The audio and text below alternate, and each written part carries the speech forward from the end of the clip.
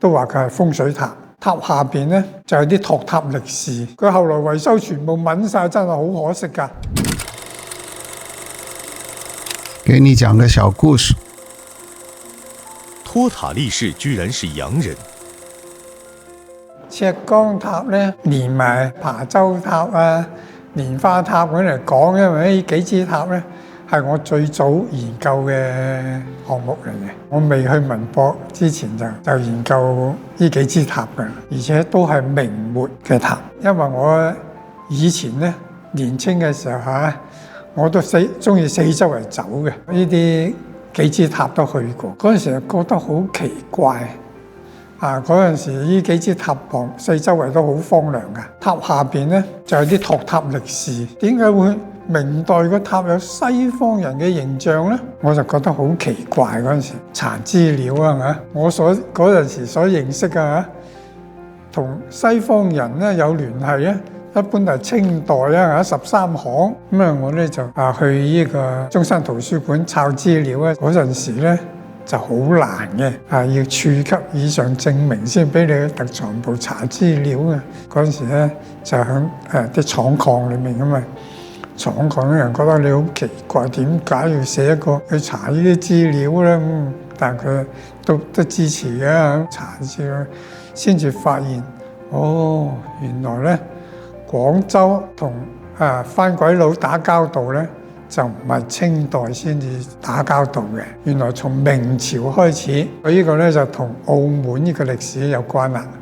澳門咧喺明代嘅時候咧，就葡萄牙人就嚟到，當時葡萄牙人咧就想入嚟中國做生意。中國咧嗰陣時有朝貢關係㗎嘛，就唔係你話你想嚟朝貢我就俾你朝貢㗎嘛佔咗澳門嗰度就同中國做生意，隆慶嘅時候先開放咗廣州呢個口岸，就俾佢入嚟廣州做生意，可以嚟廣州去端州，即係肇慶嗰度兩廣總督府喺肇慶啊嘛。廣交會咧點解會春秋兩季喺廣州開咧？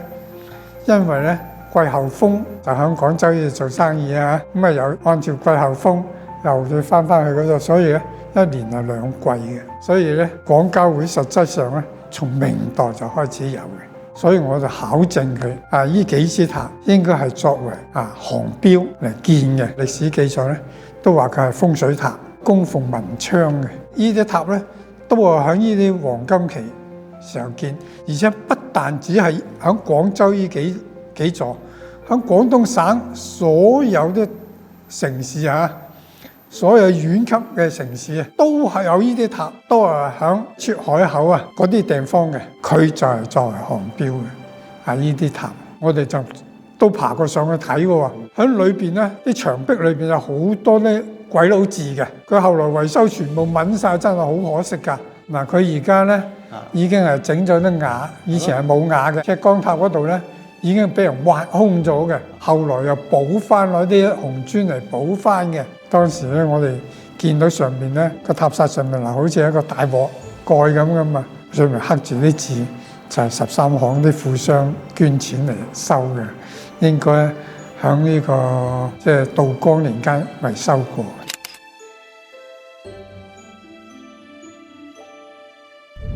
一段小故事，一個大時代。